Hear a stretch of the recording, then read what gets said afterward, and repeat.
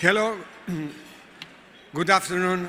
It's a great pleasure for me, a privilege to be here, surrounded for all this very large community of friends and personalities and experts. Welcome very special greetings to the emerging leaders that are over there, I think. So that you've done an impressive work during these days, and we are very happy to welcome you on this national convention. Congratulations for the efforts and work that you have done in the different sessions during this week. I am a veteran IBLP and member of the Global Ties Foundation, where the bosses are over here around this table. Thanks to all of them also for the commitment and effort and encouragement in Global Ties. When I came here every year, always one word appears to my mind, that is leadership. Always leadership. And I was many times thinking why, for instance, talking about the history of United States, why did Washington gather the approval of all the founding fathers? What was the reason? And very difficult to know, but one day I found one of the quotations made by this super great man that was Thomas Jefferson, that he said, "Washington is a man without fear." And I believe that this is a beautiful portrait. Leadership means ideas, vision, commitments, courage, without fear.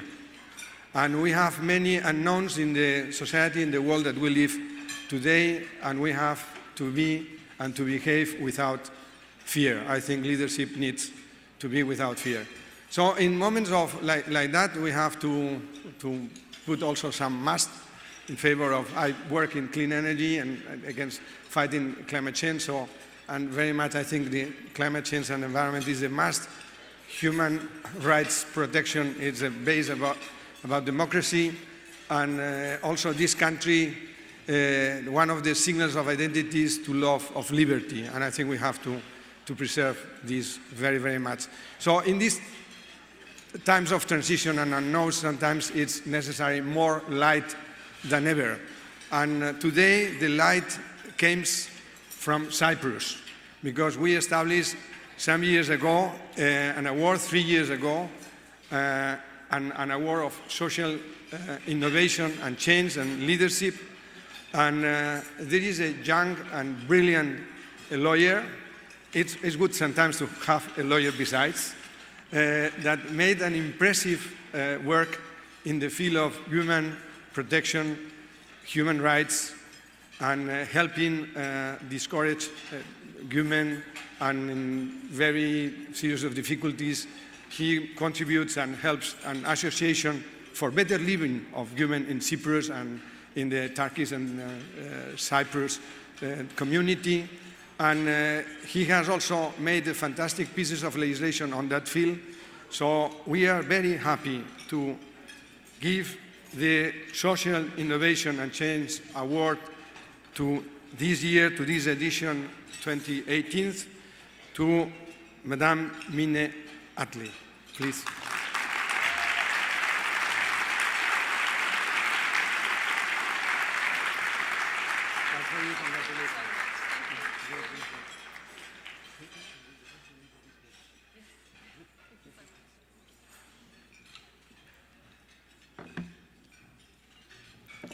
Such a beautiful award.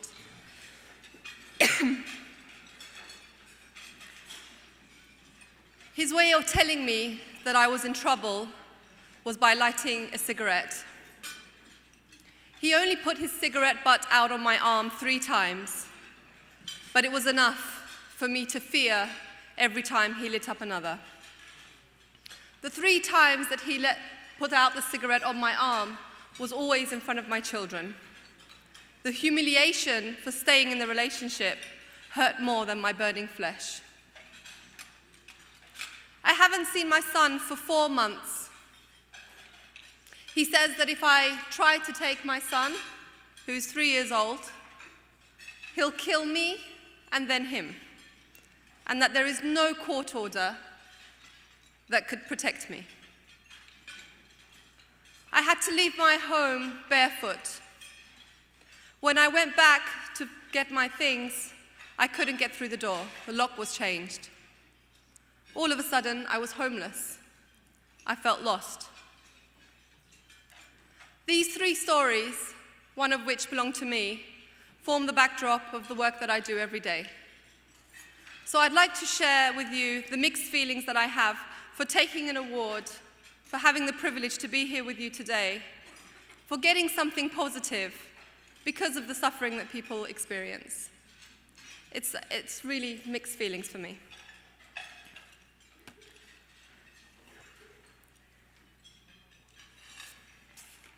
Mr. Bolden yesterday gave his presentation, a remarkable presentation, with a picture of the globe on both sides.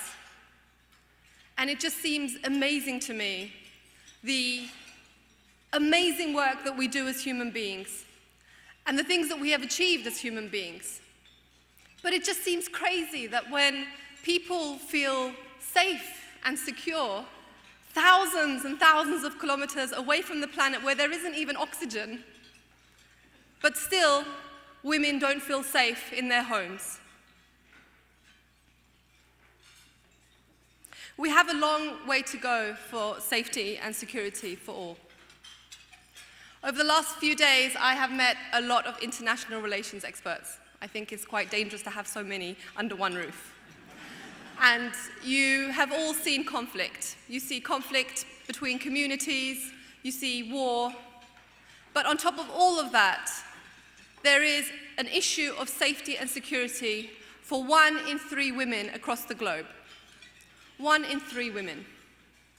This is the statistic for my country, which is Cyprus, the statistic for my community, the Turkish Cypriot community in the northern part of Cyprus. In my city, one of the last divided capitals of the world, Lefkoşa, Nicosia, and it's the statistic for Washington, D.C.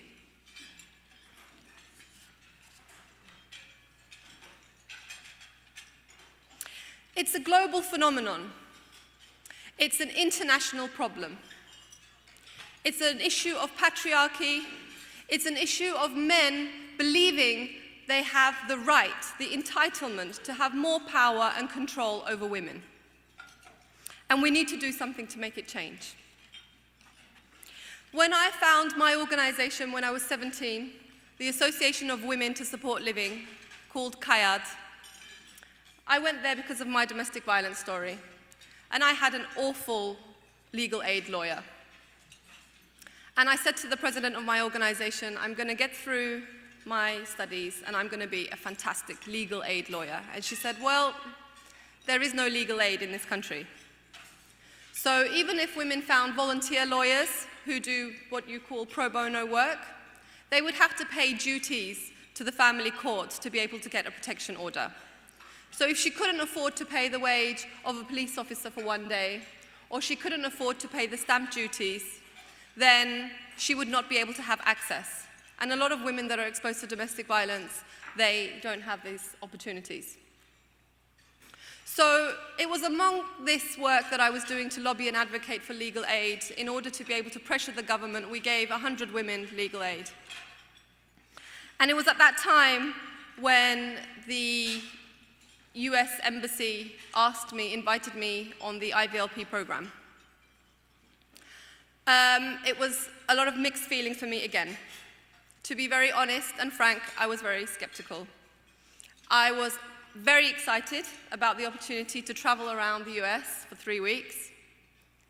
But I was very skeptical as to what the US could offer my work, because I'm a strong believer in the social state, and we hear a lot of horror stories about the social state in the US.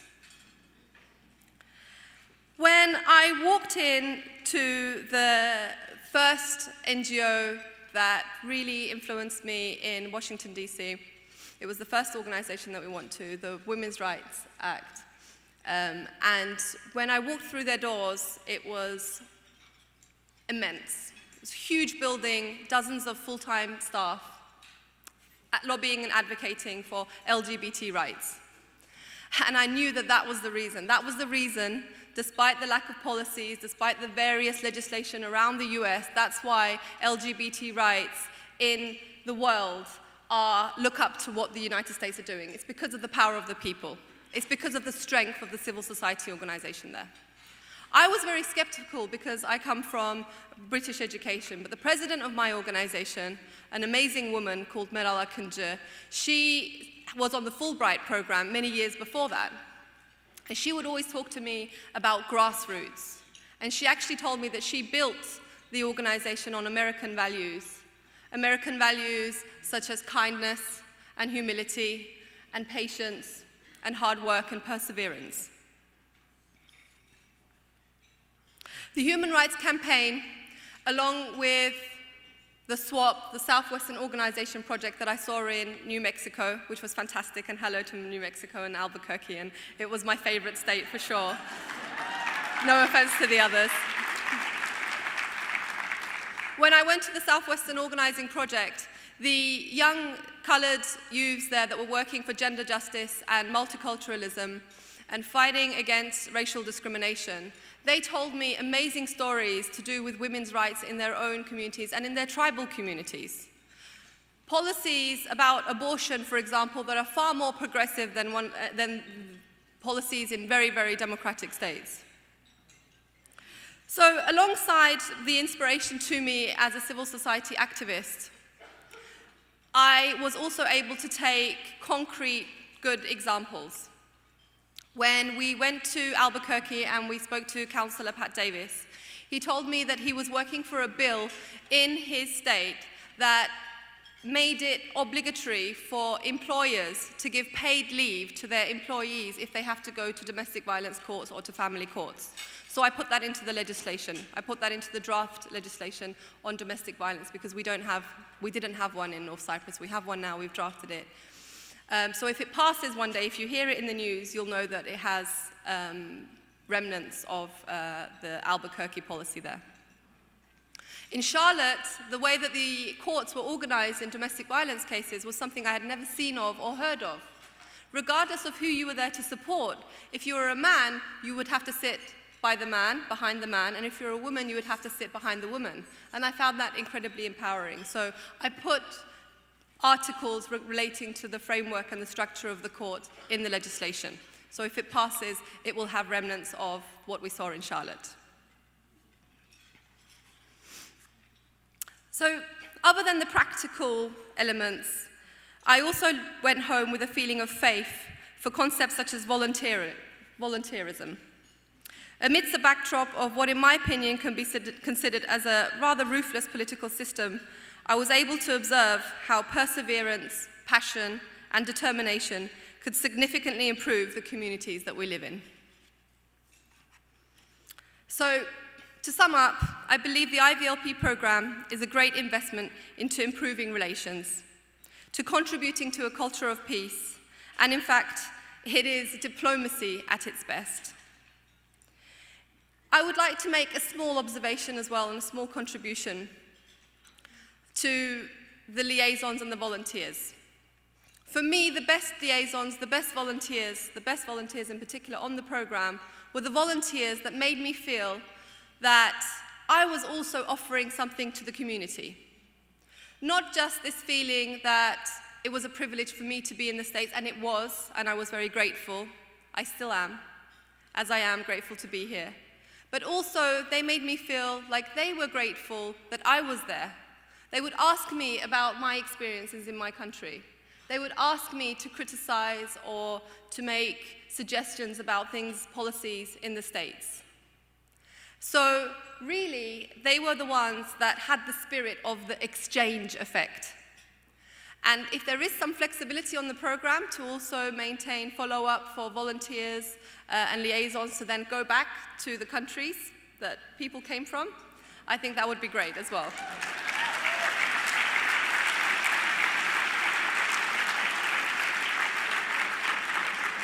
I think it's the spirit of exchange that truly makes the program successful. I come from a tiny island, as I mentioned, Cyprus, from a Turkish Cypriot community which has a population of 360,000 approximately, which is half of the population of Washington, D.C. We now have a bridge of solidarity. Yesterday, Pardeep spoke of an interconnectedness that I truly feel in this room today. Thank you to everybody that has made this possible. And of course you have made it possible because your chair and your CEO are women.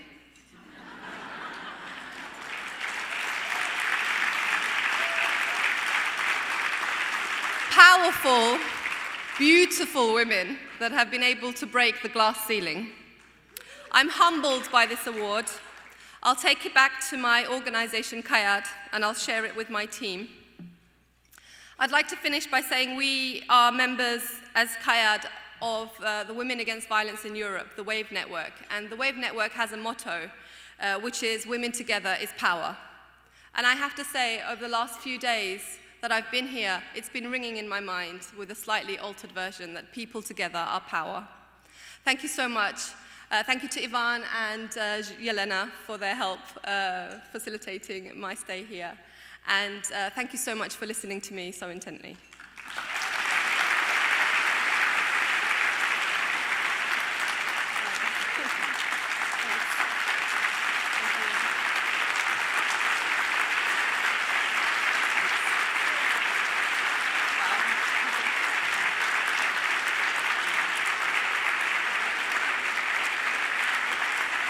Thank you.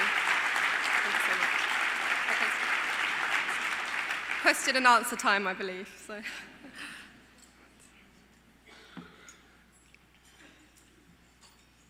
No questions. That was easy. Thank you very much.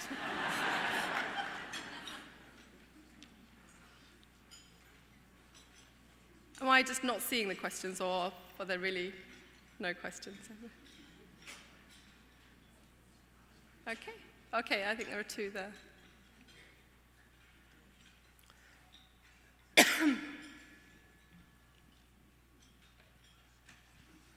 Thank you so much for being here and sharing your story with us. Would you mind going into a little bit more detail about how you came to your organization and what's Sure. going on in your community? It's a part of the world I don't know a whole lot about. Sorry, I didn't hear the second part. I said it's a part of the world that I don't know a whole lot about. Well, my organization, when I had to leave home because of my story, I had to drop out of university, and I was headhunted by the president of my NGO at a camp, actually, a summer camp that they do every year, which we continue to do now. We bring together Turkish Cypriots, Greek Cypriots, Turks and Greeks together in a summer camp where we talk about peace culture, multiculturalism and gender justice. And she headhunted me there, and she asked me to come to the organization, and I did not believe in civil society at all. As I said, I believed that, I had this frustration and anger in me, and I thought that we had to have some kind of a revolution. And, policies had to change, politics had to change, and what is this civil society? What a women's organization? And thankfully, I met the president of my organization, who talked about the power of grassroots and working bottom up. So that's what took me to Kayad. She also gave me an opportunity to work there as well, so I was able to sustain my studies and do both of my degrees and work part-time. And the IVLP program, I think, has genuinely enhanced our capacity as an organization, merely because I get along a lot better with the president of my NGO now, because I know what she's talking about when she talks about grassroots and bottom up and the power of civil society. Thanks. Yeah, I think that's...